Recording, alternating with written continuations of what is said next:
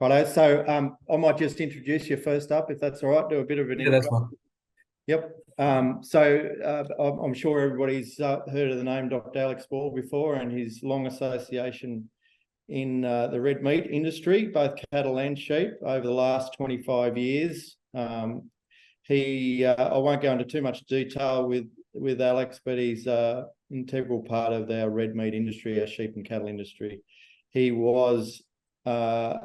has extensive experience in sheep genetics and was responsible for the development of Merino Select in sheep genetics. So I don't think he needs much more introduction than that. He's now director of his own business genetic analytic company. So as well as being a director of the SRS genetics company as well now, which we're very grateful for his experience and knowing. So without further ado, I'll introduce Alex. Thank you very much, Alex. Thanks, Norm. And apologies to everybody. I'll probably jump between screens occasionally. I usually walk around on the stage when I present, and sitting down and presenting at a Zoom meeting is not really the conducive to that. So I'll move around that. So the genesis of this talk, and it's very much an informal discussion, was I presented some information to a Brahman breeders group about 3 or 4 months ago, and I thought there were some key messages there for the SRS group and more so sheep industry participants. Since then, I've then presented half of this presentation to the Best Wool Best Lamb group down at Victoria in June. So apologies if anybody was in the audience for that day, but there are some important messages that I'd like to get through. And finally, just a little bit of a thank you to my colleague, Kimball Curtis, who I did a lot of work with. He provided a whole heap of the data that we used for that presentation, plus a couple of thoughts that we are doing. So I always usually start the talk about the sheep industry, and that's my favourite slide and favourite picture of everything that I did with MLA, and that was over a 19-year period. That was 2 lamb shanks that we got served at a restaurant in Melbourne, and those 2 lamb shanks came out with a bit of piletta, and at the time we worked out that we were paying nearly $70 a kilo for lamb shanks. So that was probably 15 years ago, but it was certainly an eye-opener for us, and we took a picture of it, and it ended up being a picture that we've used quite a lot across the industry. But it basically showcases what's happened over the last 25 years with the sheep industry. So it's a great picture to have. Now it works. So a little bit about the sheep industry. The talk that I gave, I actually looked at some slides that I presented in 2010, which was basically the start of the Lamex era, and we were looking at what's going to lie ahead for the sheep industry back then, and then I've updated that to now what's going to be the key drivers for the next 25 years. For those people who are a bit aware in the background, that's actually one of my merino lambs from several years ago, an orange shag, when we had sheep, but we were heavily involved in sheep at the time, and it was just a good picture. So some key changes that are coming out right at the moment, as we see much more competition for land is going to influence the sheep industry in a large way. So we see that both water resources and land values have gone up significantly. More and more people are paying higher prices for land, and particularly land that's got capacity and potential to manage resilient systems for the future. So, and when I say that, that means if you've got really good soil fertility, if you've got access to good soil and surface water, if you've got access to good tree belts and the property is well designed, it's creating a much greater premium than any other area or any other land use that we've got. The other thing that is emerging is that as the cropping industry starts to get more and more thirsty for land use, and particularly in the sheep wheat belt, you'll see the cropping potential is driving up land value, particularly in those areas that where there's the opportunity to crop and farm sheep at the same time. In terms of trade, so we work a lot in the area at the moment around kilograms per hectare per millimetre. Many years ago, we used to have percentage P, but nowadays we go percentage carbon. And the reason why we put percentage carbon in that equation is the world community is starting to expect agricultural trade to understand its carbon footprint and, more importantly, understand what that carbon footprint does for environmental sustainability.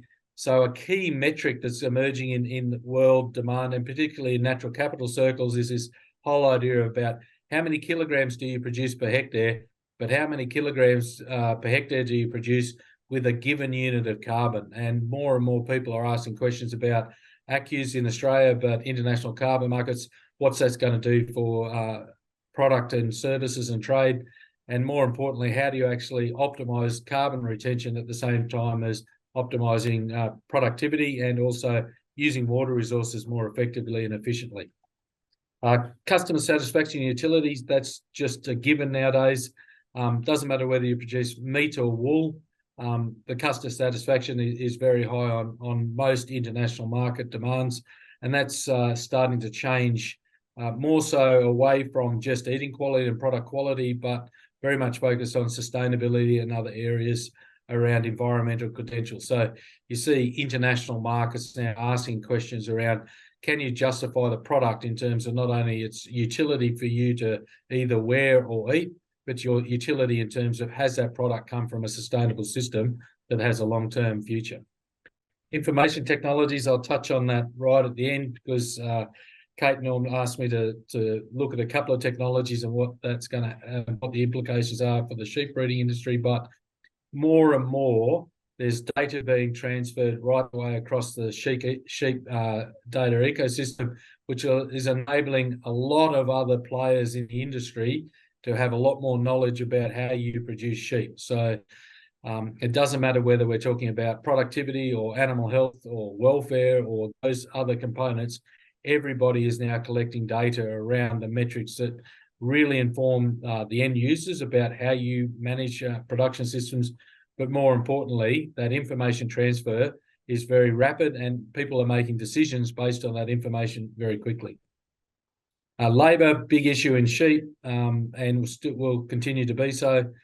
Community acceptance and nutritional value of meat. Again, I've looked at that whole idea about environmental sustainability and natural capital management and those type of things, but definitely with nature repair markets emerging in Australia, with natural capital markets emerging in the finance sector, with people starting to look for biodiversity credits and those type of things under VCT, there's a whole raft of opportunities that will complement sheep production systems. Now, from a genetics point of view, very much feed efficiency, resilience to disease, and also long-term survivability of both the reproductive flock and also the lamb very much are coming into vogue with community acceptance. And that's where welfare is starting to emerge, and welfare indices will be available in the industries in the next at least 2 to 3 years. So that's going to be an important part. Nutritional value of meat, I'll come back to later on. As I mentioned, animal welfare. If I talk to the major brands across the world at the moment, they're asking two things. They're asking, does the brand DNA include components around sustainability, and does it include requirements around animal welfare? And you've seen programs like the JBS program or the Coles program or the Greenstock program with Woolworths all starting to have their own farm assurance systems being put in place. And those farm assurance systems have big stringent requirements for animal welfare. So that is just going to be part of our terms of trade in the future. And then, as I said, the last thing is the environmental footprint. So what's happening, and this is my view from the other side of the fence, I like to stop being a farmer occasionally and then start being a little bit more of a consultant and thinking about what's going to change. A lot of focus on technology. So you don't have to be, you would have to be under a rock to understand that technology is not driving change in people's behaviour. So, 5 years ago or 10 years ago, we dreamed of having genomic technology. We dreamed of having some of the auto technologies that are available now with auto drafters and auto weighers and auto drenching and those type of areas. We're starting to see huge data sets emerge where people can actually do very sophisticated analysis of the relationships between a range of on-farm and off-farm factors, and that's driving how people are responding. You see the finance sector now asking questions about your farm credentials, and that's all being technology driven. And then you're starting to see the nanotechnologies emerge with some of the really important surveillance technologies, but also how do you actually characterize some of the in situ components, both in the animal, but also in the plant and also in the soil. So we are starting to understand much more about the biology of systems because of technology. Agtech, again, there's a whole plethora of agtech is emerging. So from technology such as auto weighing to technology such as remote water management to technology such as soil management to carbon management to data constructs around how you manage your sheep on farm to even simple things about occupational health and safety and how people are tracked across farming environments, all are being driven by agtech. And a lot of those measurements of products are going to be part of how we actually negotiate our future. Community and consumer, big changes emerging in that area.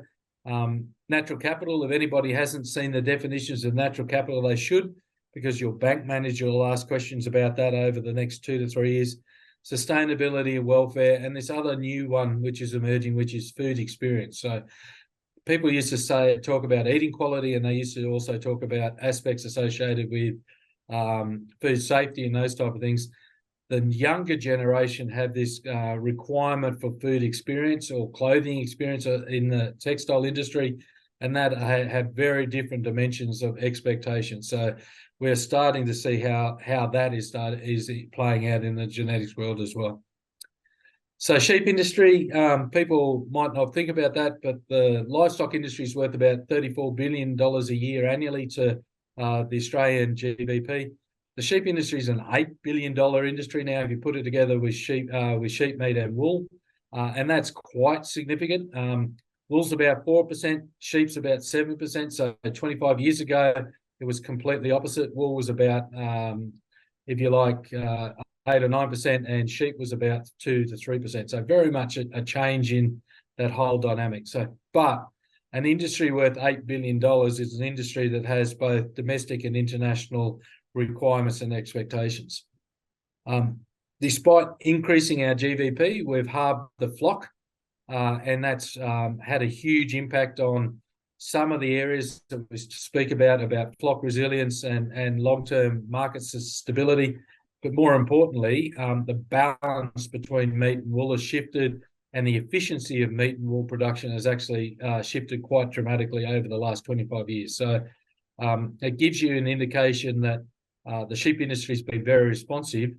The challenge will be that the sheep industry will have to be just as responsive for the next 25 years, and we'll probably see the flock size continue to diminish to a point, but the challenge will be where that flock size sits. And we probably will think we've probably got another 15 to 20% decline, and then we'll see some stability out of that. Real GDP has increased from sheep, meat and wool, so that's a given. And one of the areas that's driven that is productivity and marketing. So productivity on farm, and particularly in the sheep meat industry, the focus on lamb, both domestically and internationally. So domestically, the We Love Our Lamb campaign, and internationally, the FAL campaign into the US and other areas into the Middle East have really promoted the opportunities for sheep meat.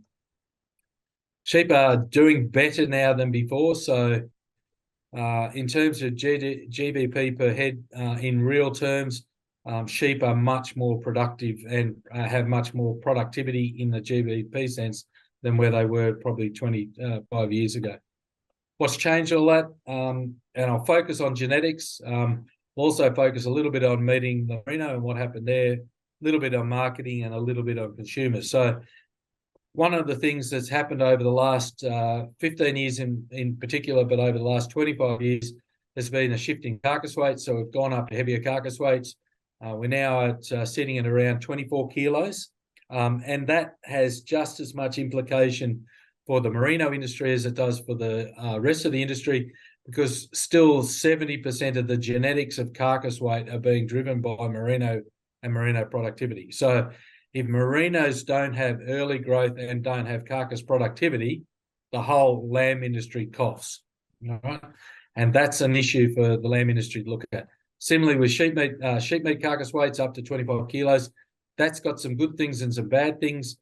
Good things are that we see more productivity. I think we're just starting to see questions being asked about mature ewe size and the efficiency of mature capacity. And in some respects, some of the leading animals now that we see are probably pushing the boundaries a little bit too far. Increase in marking rate, we've gone from 80% to 92%, so that's an extra 3.2 million lambs. That's worth an extra 605 million. My challenge will be, and I've used this down at Best Wool Best Lamb, for the industry to have the same gains as it had for the last 25 years, we'll have to see lambing rates lift to 110. So that might not seem significant, but that's a huge quantum shift. And again, 70% of the reproductive potential of the Australian sheep flock will come from merinos. So that's a big plate for merinos to swallow. We love our lamb campaign. Our lamb and goat meat has indexed to where we were back in 1997, significant gains, and it's outstripped beef and veal and pork and poultry. Pork's actually recovered a little bit in the last couple of years, but poultry, as you can see, has probably stayed almost exactly the same as it was back in 1997, 98. What does that mean? Well, the value proposition of lamb and goat meat has to be 3 times better than the value proposition of eating poultry if consumers are going to eat like for like. So that's a really good challenge for the sheep meat industry to have, is to say we've got a very good product, well respected domestically and internationally, but it has to be 3 times better than where we were back in 1997. So that's again why there needs to be a focus on eating quality and genetics in the sheep meat industry. Carcass weight, better feed or better genetics gone up. Mutton and lamb's gone up quite significantly. That's true. Most of that has come from carcass weight being driven by genetics. So genetics has added about an extra 1.7 kilos of lamb to every lamb over the last period. That's about $210 million per annum, so quite significant. The blue chart is the merino chart that I think is important for most people on this call, which shows the merinos have been going relatively steady in terms of increasing carcass weight, but in the last couple of years, it's probably accelerated up a little bit. And that's good for the merino industry to start to focus on where that drive needs to be. So my advice earlier on is, if you're not taking a weight at post-weaning age as a seed stock breeder for merinos, you're kidding yourself. And if you're a commercial breeder and you're not asking your stud breeder for post-weaning weights and weaning weights and post-weaning weights, again, how do you know that early productivity of sheep? So it's a different message to where we were 10 years ago when we were talking about yearling weight. Nowadays, merinos have to talk more about weaning weight and post-weaning weight, and happy to take questions about that later on. Big area. 15 years ago, a lot of key people in the industry said the merinos were going to drop out of the Australian sheep flock. Data that comes from MLA or ABS or the Sheep Meat and Wool Survey all shows that the relative proportion of the merino in the ewe flock has stopped almost the same for at least the last 20 years. So this myth that the merino is becoming less important in the Australian sheep demographic is wrong. Merinos are 70% of the total potential of the sheep flock, and people should regard that as a positive, but also respect that and ask more for merinos to do that. Marking rate, as I said, marking rate's very important. It's probably stalled over at least the last 5 to 10 years. The question mark being moving forward is, if we had to move forward and get to 100%, where would you get that from? 2 key things. It's reproductive rate and lamb survival rate. There are 2 axes that drive that area. And one of the areas that merinos probably don't do enough about is increasing that lamb survival rate. And obviously there's good genetic tools and there's good management tools. The T90 program that some good friends of mine are running other programs with the best that are in place now with Best Wool, Best Lamb. Some of the work that Jason Tromp is running with his increased marking rate programs and those type of things. There's some really key messages there that producers should be aware of. And if you're losing 30% of your lambs between scanning and lamb marking, reproductive rate, and particularly lamb survival is something you need to look at. So Kimball and I did some numbers to say what could change the industry. And so we said, right, we just increased lamb carcass weight to 30 kilos, which again is really stretching the goals. That's worth about an extra $1 billion a year. If we increase marking percentage to 100%, we'll get about $500 million. Increasing marking percentage to 110%, about $1.1 billion. And they're significant because if you take wool weight to 4.5 kilos, you only get about 109 million, and wool weight to 5 kilos, it's about $500 million. So the real drivers in the sheep meat product, in the sheep productivity in the future, are going to come from marking rate, more so than from anything to do with wool potential. And that's still current with the same markets today as it was 3 months ago. You put all those together, it's about 1.6 billion. 1.6 billion over the next 25 years would keep the sheep meat industry, or the sheep industry, at parity with where it is at the moment. So if we want to remain at about 34%, or the livestock industry about 34% of productivity, in the sheep industry about 12 to 14% of that, we have to increase our productivity by $1.6 billion just to remain parity. So big ask for the industry to look at. Then I set the challenge for the Best Wool, Best Lamb conference. If you dared to dream and you said, righto, what happens if we could really fundamentally shift marking rate in the sheep industry to 200%? I know it's pie in the sky, but by 2050, it's a realistic target. That adds $6.9 billion. Right, so take 1.6 and you then go up to 6.9. It's the fundamental lever that would drive all productivity in the sheep industry if we just focused on that marking rate component. So big area for people to look at. So then I said, righto, what's going to happen over the next period? Livestock industry is going to become a series of highly integrated value chains, so that's good. Producers need to operate within those sophisticated value chains, whether it be with the wool industry and responsible wool standards, or whether it be in the sheep meat industry with a lot of the farm assurance programs associated with the leading processors. Both of those require you to have a dedicated position and a dedicated understanding of your whole farm system and how that whole farm system relates to the products you're producing. Production very much driven by branded products. So if you're not locked into a branded product by 2030, I'll be very surprised. If you're not locked into a branded product by about 2026, I'll be very surprised. So the reason why I say branded products are important is consumers, and I mentioned earlier that expectation around the food experience, consumers and the community are saying brand equals quality, sustainability, and welfare.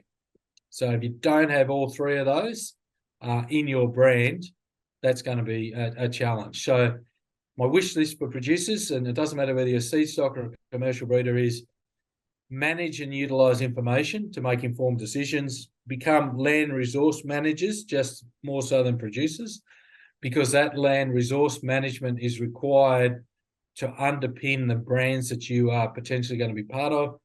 Technology is going to be just a matter of change.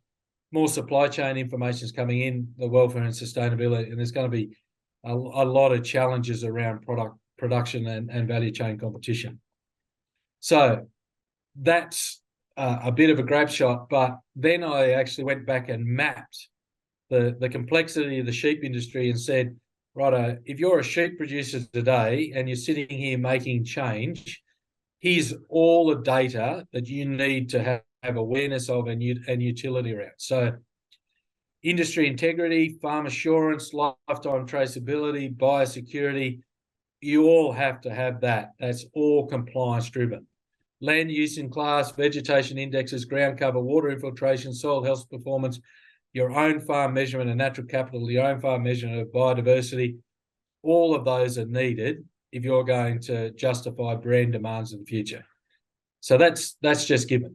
Then we start to look at production data. So if you haven't got your feed availability, your animal health records, your reproduction set up, your live weight worked out, your pasture performance set up, your growth predictions worked out, if you then go through a feedlot performance and having a look at that, and then you don't understand your historical compliance, again, you've got some challenges.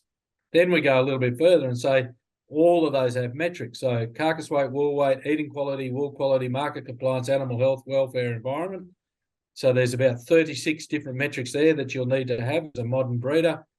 And then we get all that sorted out, and it comes back to understanding that people and community will want you to understand about labour, role satisfaction, occupational health and safety, vocational training, staff retention, career opportunities and pathways. So if anybody's muted there and just worked out that the sheep industry is a very complex and complicated system, that's exactly right. Are things going to get more complicated and complex? Absolutely. Do you have to collect more records in the future? Absolutely. Do you have to understand more records in the future? Absolutely. Do you have to spend more time working on the business and working in the business? Absolutely. Don't spend time sheep gazing, because there's a lot of things to do when you're running sheep. So that's my message, is get the systems right.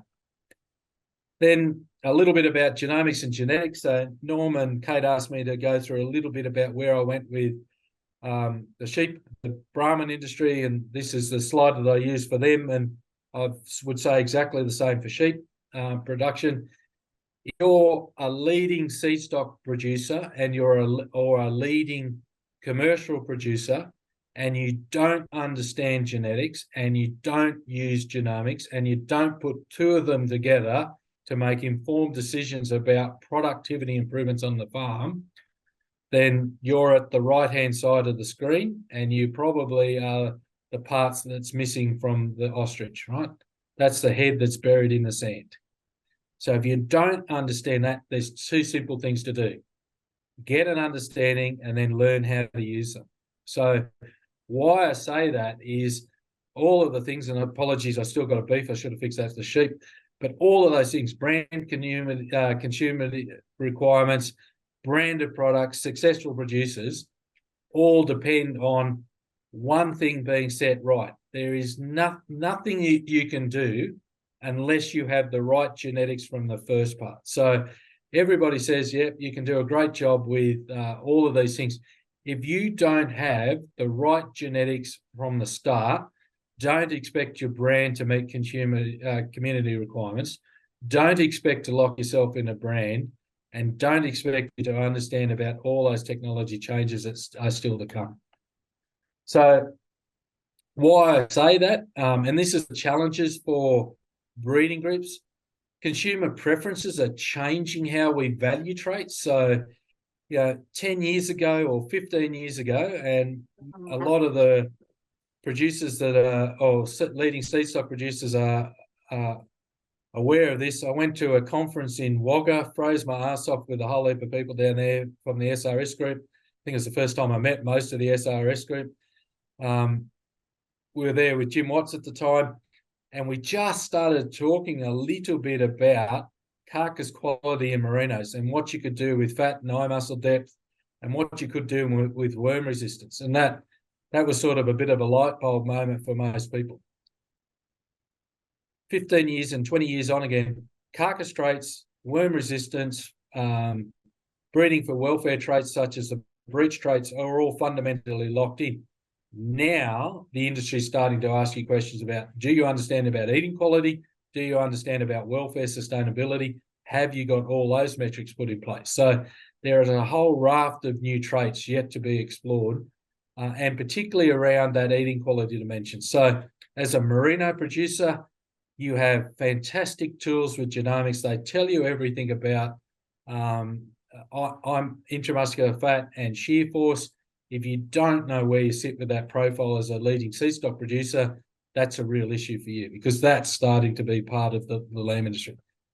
Whole range of disruptive technology is going to shift the value of registries and associated information. So one thing that has happened over the last 10 years is traditionally genetic evaluation was controlled by a very classical pedigree and phenotype database. So you had to have good pedigree, and you had to have good phenotypes, and you have to be involved in breed societies, and you had to have all of those things. That changed when people were clever enough to say there's a whole range of information associated with the phenotype, which we can now characterize with the genotype. We can now measure, we can fully sequence animals. So we can take up to 3.6 million SNPs, but most people are working with a 50 to 60K SNP. That provides you the opportunity to associate phenotype with genotype. So it takes away a lot of the need for pedigree information once you have the genotype, and it takes away a lot of the need for the classical genetic evaluation. So what happens then is that people can come into that system at a very different time point. So traditionally, big studs that have big data sets, that have well-structured data, out-competed smaller studs with poor structured data. With genomics, that's leveled up that playing field. So that's going to be the important part. But he who collects, or she who collects the information, also controls that. So all of you are part of the sheep genetics platform at the moment. You all have data going into the reference population. That reference population is becoming more and more important for how sheep are discriminated in genetic evaluation.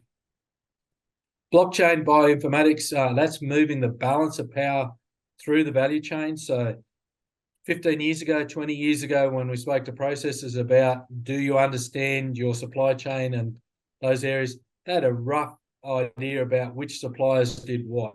Nowadays, all of them have very good systems of understanding which producers and which regions at what time supply high compliance animals meet market specifications. Doesn't matter whether it's sheep meat or beef, or now emerging wool systems as well. But that blockchain and bioinformatics is starting to really associate data right the way through. So I put the symbol there about unlocking potential. Bioinformatics will unlock a lot of potential in the red meat system over the next, at least the next 5 years, if not the next 10 years. And the value chain demands, they're just getting more and more important. Now, again, bull breeder bait. But if you look at sheep producers, you actually have a greater challenge, and merinos have the biggest challenge. You've got to produce the quad purpose animal.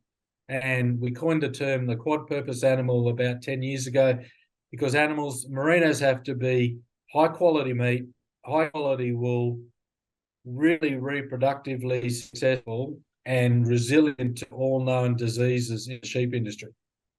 And if they're not that, then there's going to be some challenges. So most people talk about breeding dual purpose sheep. I talk about breeding quad purpose sheep, right? And a few people should be aware of that. That's all the value that sits in the industry. So consumers value quality cut size and weight and appearance. That goes through the brand owner, the commercial breeder, the finisher, back to the breeder. But all of those systems are now intricately linked. So, before we used to talk about cut size with MA for sheep meat now, where you talk about 38 different cuts, and you've got a whole range of different cooking methods that are associated with cuts. The modern MSA for sheep now starts to predict a lot more about eating quality performance. So a lot of points in that area. My point is, back at the breeder area, we used to talk about breed type and those type of things. I think that's going away. Fertility, growth, size, structure, quality, and all of the traits beforehand are all part of your key area to look at. And genomics is the key. So here's just my simple way of looking at the traits that are important for a merino: reproductive rate, lamb survival, lambing ease, birth weight, and mature, and if you like, maternal weaning weight, which is the milk effect, all necessity for maternal capacity. So merinos are sold to produce, or basically to produce lambs. Doesn't matter whether it's a wool industry or a meat industry. If you don't have merinos with maternal capacity, they're not at optimal efficiency. So you have to have those. Disease preparedness, that's the WEC and the breech traits. Growth rate and efficiency, weaning weight, post-weaning weight, and yearling weight. I could probably rub yearling weight out. I reckon it's about time the sheep industry rubbed out yearling weight and just focused on weaning weight and post-weaning weight. The reason being, we don't sell 12 to 14-month-old lambs or that much more. We're selling a lot more about those 8-month-old. So you want to get that. Mature ewe weight. As a seed stock breeder, if you're not measuring mature ewe weight, you need to be, and there's good tools to do that and good times to do it. If you're a commercial producer and you don't understand where your seed stock producer is taking you in terms of mature ewe weight, that's a real issue, because all of the world systems will measure, if you like, efficiency of product production, and particularly carbon and water utilization against mature ewe size. Same with beef. So that's going to be a bit of an issue for people to look at. Carcass weight, fat, eye muscle depth, intramuscular fat and shear force, you get it from your genomics. So it's just a given. Wool value, clean fleece weight, fibre diameter, staple length and staple strength. Always amazed me that SRS breeders are at the forefront of staple length, and yet for the life of me, I can't work out why half of you don't measure it and put it into sheep genetics. Just absolutely flabbergasts me every time. So it stuffed me 15 years ago when I was working with breeders, and then I did a bit of a ram search the other day, and I looked at some of the leading SRS rams, and they still didn't have staple length as a measured trait. So that worries me a little bit. So that's my little hobby horse, and I'll get off it for later on. Structure, feet and breech traits, right? You just got to have them. They're just non-negotiable. A little bit about dynamics, and you talk about how seed stock producers can change different things. So, we used to talk about a sheep breed, and this is a young sire program that's quite similar to the SRS program. They've got about 7,500 lambs being produced per annum, about 8,700 ram lambs and ewe lambs respectively. They traditionally scan 70% of the rams and 50% of ewes. That's about 10,500 lambs scanned. And that cost them $52,000 as a group, right? So that was sensible. The value chain model was, and this is what I suggested to this group, they all pool their resources. They made 500 ewes to 33 sires from the full group. That's 15 progeny per sire. They take all 500 lambs through to slaughter, get the full carcass traits, some good eating quality measurements. Cost you about $35 for genotyping and about $50 for eating quality, $42,500. And if you're in that system, that's the equivalent of 50,000 scans. Right? So single-step genomics allows breeders and breeding groups to change how they collect traits really quickly. Right? And most breeding groups haven't got that sorted out yet. So benchmarks for both seed stock and commercial breeders. If you haven't got enough growth, and when I say enough growth, if you're not sitting up at around that 6 to 8 for post-weaning weight in merinos, I think you need to have a good look. Conversely, if you're above mature ewe size of about 6, that is a worry. So they're the two dimensions I put there. Birth weight. I mean, birth weight in merinos is just as important as any other breed. I still remember back in the information nucleus days when we were collecting data on behalf of MLA and AWI, and we had all the flocks across Australia, from Victoria to Western Australia to South Australia and up to Armidale. The heaviest lamb that we ever weighed across nearly 5 years of data and about 30 or 40,000 lambs was a straight bred merino lamb at 13.5 kilos. All right, so up until that point in time, everybody thought big lambs were associated with terminal size, and that lamb just blew everybody out of the water. What was more important was the sire of that lamb's birth weights averaged 8.9 kilos. So it just flabbergasted everybody. And what was important was he was the highest birth weight sire in all 5 sites that he was used in that year. So it didn't really matter whether he was used at Katanning in WA, Armidale or Rutherglen or Struan in South Australia, all these lambs were big. So again, just knowing a little bit about birth weight. Fertility, scanning data and reproductive rate, the sheep genetics team have a really good place for that. Know where you rank for eating quality. So if you have a large negative intramuscular fat and a large positive shear force, there's only one thing you need to do with that animal, and that's cut its throat. Right? So you need to have positive IMF and negative shear force and start to work on those axes. Are you disease prepared? So not only with worm resistance, but also with some of the flies and other areas. Resilience to disease is one of the big areas. And do you know where you sit with sustainability and welfare? So mature ewe size and health preparedness and fatness. So having good body condition, particularly at times when feed is limiting, are all about setting up your welfare goals. So, and if you're not aware of that, see the sheep sustainability goals, which are on the website at the moment. So there's a sheep sustainability framework that's out, that's put into this, that's been published by Sheep Producers Australia and AWI. It's a great product to start to think about where you want to be in the future.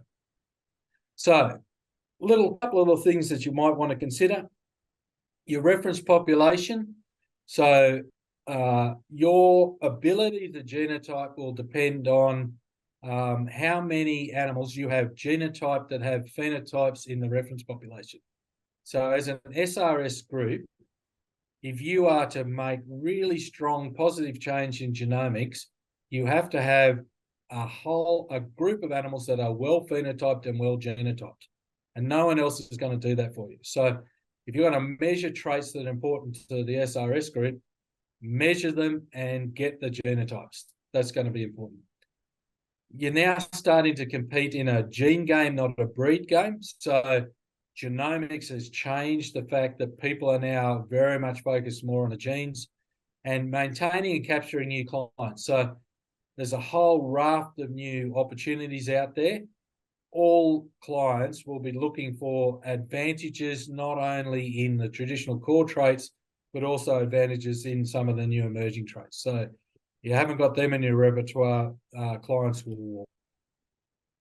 Little bit about information exchange. There's a whole host of stuff that's going to emerge. So value-based pricing, business efficiency, market signal transfer, leveraging big data sets, informatics, consumer-focused genetics, genetic improvement. All this information exchange and information integration will put more and more pressure on on stud breeders to ensure that they are making genetic change, because you can't hide anymore. Used to be that you could produce sheep, sell them to a commercial producer. That commercial producer would sell them on to either a processor or sell wool out to their wool broker. That didn't, that sort of stopped. Nowadays, all that information is feeding backwards and forwards, and the end users are getting very good information about the genetic potential right at the top end of that value chain. So finally, two final thoughts. So Norm asked me about disruptive forces and a little bit about the future. So there's two disruptive forces I can talk about, and I just want to raise them and start to have a bit of a conversation. So in the genetics world, with single-step population, the reference populations controls genetic valuation. That's definitely true. The reference population at the moment is owned by the sheep industry. It's owned by AWI and MLA through sheep genetics and owned on behalf of the industry. And you all access that at a fee, i.e. you pay your sheep genetics membership and you pay for genomics testing.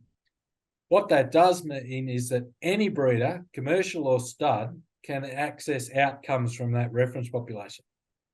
So I'm a commercial producer. I breed merinos. I can decide I can genotype my animals.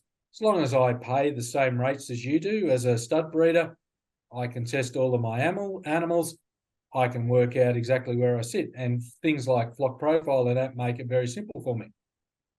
So if I can do that as a commercial producer, and I understand where I sit, what value does the stud breeder actually deliver to me if the commercial breeder accesses more and more information around genomics and genetics? All right, so stud breeders should be a bit aware of that, because more and more commercial breeders, both in beef and in sheep, are collecting genomic information. They're getting access to the same information you are. They're trying to work out where they sit. And if, as I've said there, if the commercial breeder happens to be genetically more advanced than the stud breeder, they can pretty much work that out through some simple genomics. So who has access to that, and the access to the next generation traits is going to be really important. So if I'm a commercial producer in the SRS team at the moment, I'm thinking about doing a bit of genomics to understand where I sit relative with my stud breeder. And if I understand where I sit, I can make more informed decisions. More importantly, I can start to ask the stud breeder, where does the stud breeder give me value? So, and that's definitely happening in the beef world as well as the sheep world. Other little one, which is a little bit of lighthearted stuff right at the end, but it's raising a few questions. So, gene editing. So everybody's heard about gene editing, and the ability to make change in the sheep in livestock industries. So basically, gene editing is taking sophisticated ways of cutting out certain components or certain genes out of one animal and infusing that gene into another animal or another population, right? So, and there's ways of doing that with different SNPs and those type of things. So I don't want to get too far down that area, right? So so that's what it is, the ability to make highly specific changes in the DNA sequence of a living organism, essentially customizing its genetic makeup. So currently in Australia, it's not approved for Australian livestock, and there's good reasons why. Internationally, in October 2022, the FDA, which is the Food and Drug Administration of the US, started to allow gene editing in livestock animals, right, for commercial production. So the world is starting to look at, and more importantly, what's happening is the proponents of the gene editing are justifying gene editing not from the point of view of genetic improvement or from the point of view of productivity improvement, but from the point of view of preparedness for climatic change and preparedness for disease and preparedness for future disease. So they're playing right into the areas of consumers by saying, we will make these changes to animals because they will be more heat tolerant, or they will be more disease tolerant, or you won't have to do some of the nasty welfare practices that you used to do to animals in the past, because we now have these these animals that are more fit for the environment and more fit for the future. So it's a really good way of justifying a technology that's probably got some human concerns around it. So a few examples there. So cattle being gene edited to help them survive with climate change. So there's a really lovely picture of a dairy cow. And what they've done is they've made the dairy cow grey and white rather than black and white, so it's more heat tolerant. Seems sensible. The middle one, that's gene editing. So there's a group in Scotland that have basically taken a short-tailed phenotype out of a rare breed out of India and infused it into a whole range of European breeds, Suffolks and Texels and others. So they now have sheep that don't require tail docking. That makes sense, doesn't it? And then there's another example there of animals which have been infused with the slick gene, so they have a coat type which enables them to be more tropically adapted. So they're examples in the Red Angus breed of a slick gene being inserted into a Red Angus breed. So it's happening. All three of those are commercially available and commercially viable. There's this group, and I think this is a really good group, like Accelogen. They're really good focus and everything like that. Seem to be a highly reputable company and have great components, doing some really nice work. I just wanted to pinpoint how this justifying the technology. Precision breeding to improve animal well-being, to reduce environmental impacts and resist disease.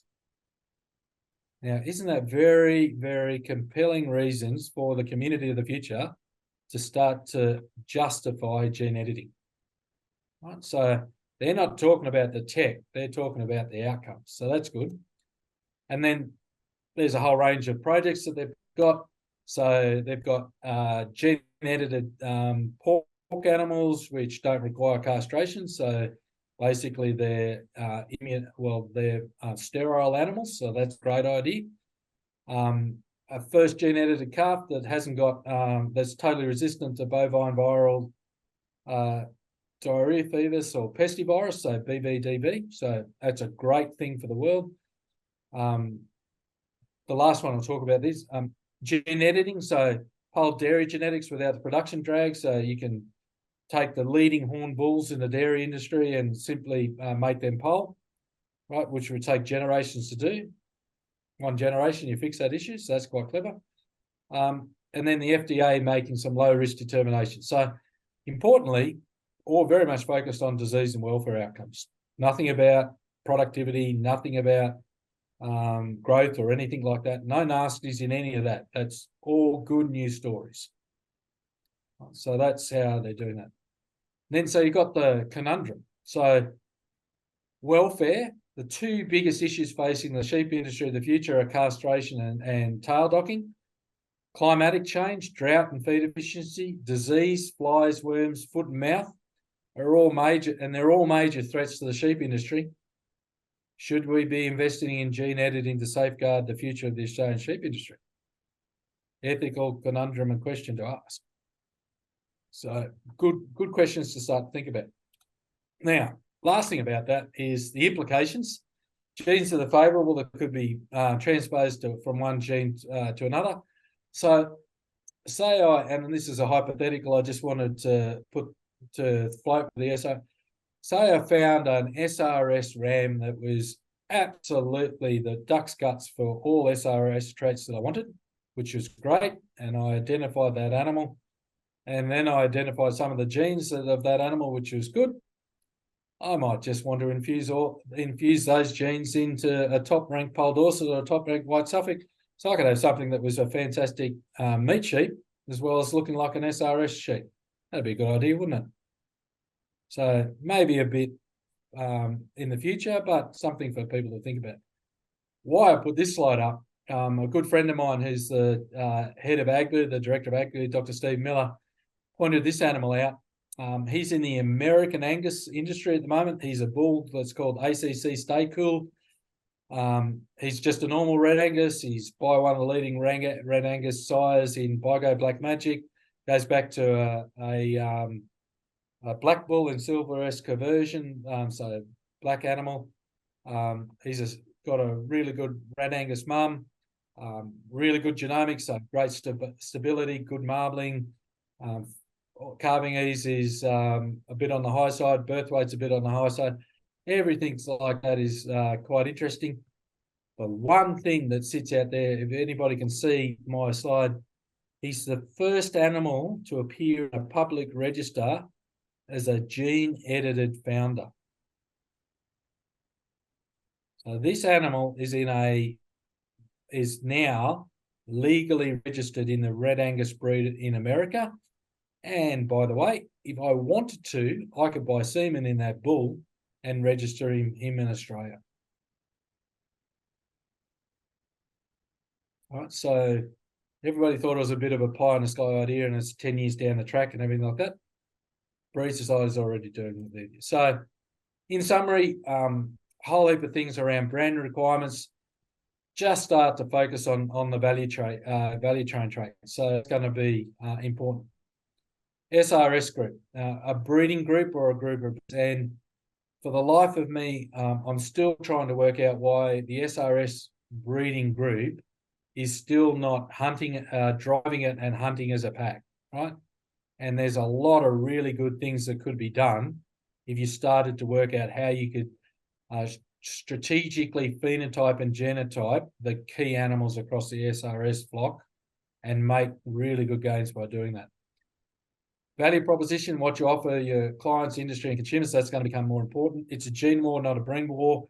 That's also important, particularly as I can start to do sex semen on top of that as well. So if I can do sex semen and breed my top reg females to male only semen and produce, a couple of hundred males only, I can change the way I produce animals. More importantly, I can change the efficiency of production and the cost of a male animal into the marketplace. So that's going to change a few people. You reap what you sow. So if you're not measuring things at the moment, don't expect to go forward. And it's time to get serious or get out. Hopefully that finishes that, Norm. Thanks, Alex. Absolutely brilliant as always. Do you want to get a drink of water or anything? You going all right? No, I've got a drink here, but if people want to ask questions or challenge me or tell me, I should have said that the opening slide was shoot the messenger, don't shoot the message. So I'm happy to be shot just as long as they take on the message. Fair enough. We've got a couple of questions here already. So from Jody Axford up in Queensland, mature ewe weight, are you saying we need to not get too big because they're too dear to run? Yeah, Jody, so not only too dear to run, but if you look at how people are going to measure methane emissions and methane requirements of the herd and the flock of the future, one of the key metrics that they put into that equation is the mature weight of the animal. So if you've got big animals, that's going to count against you if you're actually going into modern measurements of methane emissions. So two axes there. They're hard to feed, they cost a lot more to run, and at some point in time in the future, the community's going to ask you to pay more for them. Fair enough. I hope that answers it, Jody. Jody, I might just ask Jody, on behalf of Jody too. She was asking me the other day, what do you think's, we're talking about merinos, but also sheep. What's the ideal shape you're looking for in a female in, say, a merino sheep? Yeah. So in terms of weight and body condition score, right? So if you've got an animal that's in a body condition score of 3, which is where it should be, it's at optimal performance, that animal should, for a merino, if you're optimally weighing between 60 and 65 kilos, that's about right. If you're starting to get over 70, I'm starting to think you get it too big. And if you're in the 80s to 90s, you've got some real problems. Yep, fair enough. That's great. Thank you. I've got a question here from Lynn down in Victoria. How do you know your eating quality? So if you're a seed stock producer and you're doing genomics, you get a measure of a trait called intramuscular fat. So intramuscular fat is the fat within the muscle, and it has a big impact on sheep meat. So in sheep meat, if lamb sheep meat is above 5%, it's basically bulletproof. It's below 5%, it's problematic. And if it's below 3%, it's starting to eat like cardboard. And if it's in the 1 to 2%, it's basically pork, right? So no pork producers on the audience at the moment. So if you're in a merino, if you're less than 0 for intramuscular fat, you're starting to go towards territory where you'll be less than 5%. There's another trait called shear force, which is the physical pressure required to break through a piece of meat. Again, not quite as highly related to eating quality in sheep as it is in beef. But if your shear force is positive, it's starting to say the tenderness is being compromised. So they're the two axes to work on. So that's the seed stock area. In the sheep meat area, commercial producers, there's 3 technologies that most sheep plants are putting in at the moment. One is called, firstly, there's a hyperspectral camera. Then there's a soma technology. And then there's a third technology which is going in. all three technologies are measuring intramuscular fat in lamb reasonably well. So most major processors now are playing around with those technologies. Thanks, Alex. And just so for Lynn, who's a commercial producer, if she does that genetic, the genetic profiling, she can get those back. Yeah, and Lynn, if you're not asking your ram breeder tomorrow where he sits or where they sit with intramuscular fat and shear force, that should be a really interesting conversation. They should have that answer for you right away.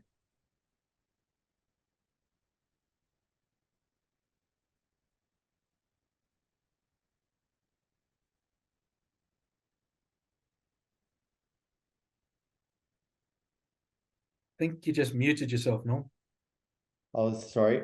I had some noise in the background. I was just going to say, Lynn's just written back and said game on, Norm. So there you go. Are there any other questions? I can't see any more on the chat, but if you want to put your hand up, I can't see everybody on the screen, but there's a little button there where you can put your hand up. Is Mark, have you got your hand up? No? No, you got on mute anyway. If there's any more questions, I was just going to ask Alex, while waiting for some more questions to come in, is the gene editing as far as tail docking is very interesting. How would that work if it was allowed to happen in Australia? All right, so there are populations of sheep across the world that naturally have short tails, right? And a couple of the leading proponents, both in New Zealand and across the world, have identified that there are certain genes that are responsible for that short tail, and they've now published and put the position of where that gene is. If you know that gene, you could simply go into a population in Australia and literally cut the long-tailed gene out and insert the short-tailed gene in, and the next generation will be short-tailed. Okay, so none of the other traits from the different breed would come through. It'd just be just that one. That one gene. Yep. That one gene. Wow. And how far away do you think that? Obviously, that's an Australian government or community, sentiment around that decision, whether that's allowed to happen. Yeah, I think it's going to be. Well, there's a whole range of debates happening. The reason why it's contentious at the moment is gene editing in mammals and in livestock is exactly the same technology as gene editing in humans.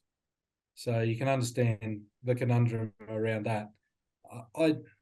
Look, the world is moving towards that. There's some major international players that are doing that.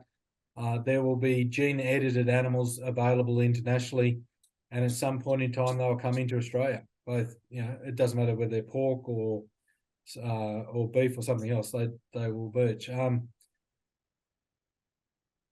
think at some point in time in the not too distant future, the compelling reasons that the international communities are putting around welfare and climatic resistance and those type of things are going to ask questions about modern livestock breeding, and particularly in Australia.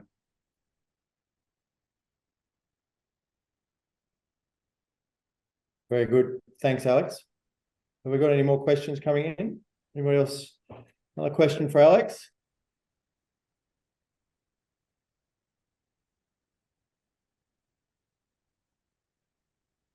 I don't know whether I've upset them or maybe I have.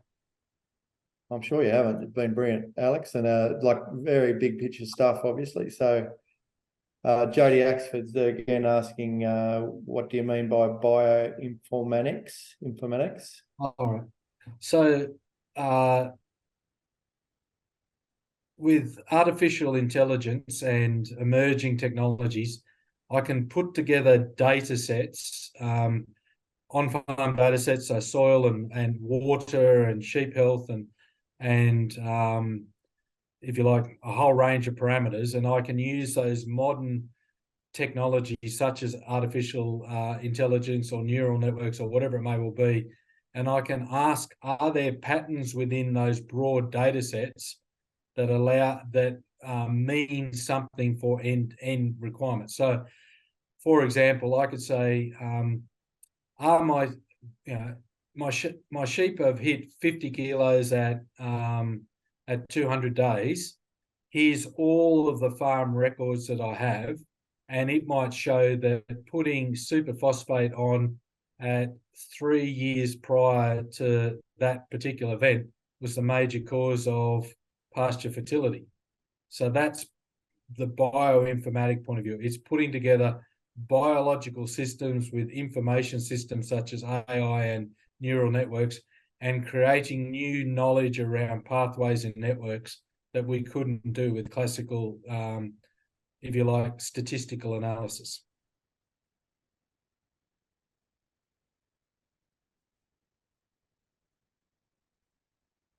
Jody said thanks. So I think you've answered a question there. That's great. Well, that's been... Yep, Mark. Mark here. Alex, you touched on mature ewe weight, but you sort of didn't elaborate much. I'm assuming it's not hard to get too big and become unproductive. Is that where you were going with that?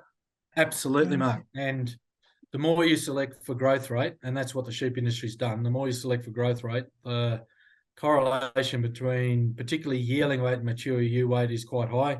So select for big yearling weights, and you only have to have a look in the modern sales at the moment. People are quoting merinos with lamb's teeth at 160 kilos. I mean, if the ram is 160 kilos, you can guarantee his sisters are going to be well into the 90s to 100s. Right, so that worries me. And in the beef world, in the dairy world, in the pork world, a mature female size is vitally important, right?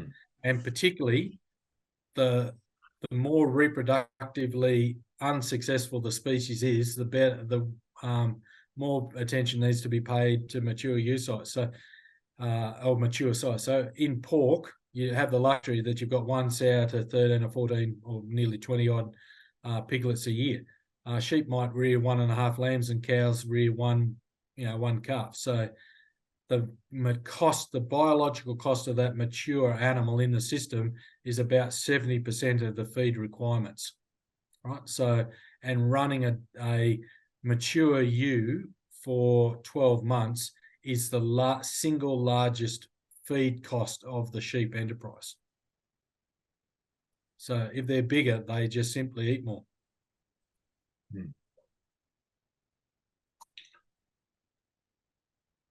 And to be quite honest, you all have a set of scales, you all wean your lambs, and you all join your ewes, and you all run your ewes through the set of yards when you're putting them in with the rams. And for the life of me, I can't understand why you can't weigh them. It's not bloody rocket science. Very good. Thanks, Alex. I've got a question here from Jane, just back on the shear force. So what is the ASBV for shear force and IMF that we need to be aiming for as a minimum? She just said, sorry, I didn't capture the number when you were discussing earlier. 0 and 0. 0 and 0. And the good thing is 0 for IMF and then go higher, and 0 for shear force and go lower. But if you've got rams out there at 3 and 4 for shear force, which do exist, you've got problems. And if you've got rams at -1 for IMF, big problems. Great. Yep, I think we've answered that question. That's fantastic. Righto. Well, if there's nothing else, I think we've given you a really good session. Thank you, Alex. And yep. I'm sure everybody's got an enormous amount out of that. And as I say, it is definitely big picture stuff, but as with everything, the goalposts keep getting moved on us, and we've got to keep moving with them. So, something to think about. Happy to, everybody's got my email, so happy to get questions or comments or anything else over time. Always welcome that feedback. And just on behalf of everybody on the call, Alex, I really appreciate your time and your expertise in all of this. It's just amazing what you have contributed over the last 25 years in the red meat industry. So thank you. No, all good. Righto. Very good. Thank you, everybody, for coming on. Been great.